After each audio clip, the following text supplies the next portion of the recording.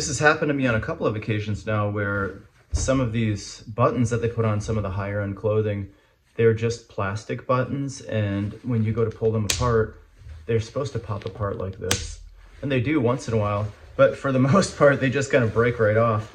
On this coat in particular, this one still held, this one broke off, this one held, this one broke off, and this one broke off, and these two held. So we had 3 buttons. I mean, I've had 3 buttons break off this coat in a matter of like a week. So not a good track record for this button company.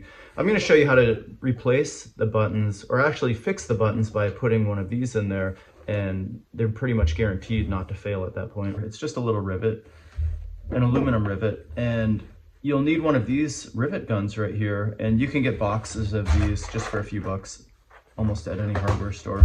The rivet guns, currently they're $7.50 at Home Depot, so you can pick one of these up, or Harbor Freight or something like that. Probably $7 to $10 for a cheap one. How much will you use it?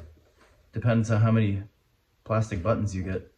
First thing you'll want to do is get a drill bit that's the same diameter as the rivet, like this. Then what you'll want to do is you'll want to just drill straight through the button. I usually go from the back side because there's a nice guide with a little hole in the middle right there. Okay. You'll also want to go through the back side of the button too.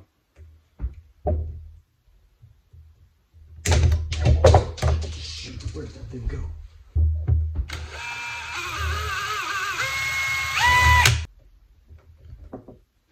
Just make sure that the rivet fits through the hole, which this one does snugly. Now we're just going to place the front on the top and the back on the bottom.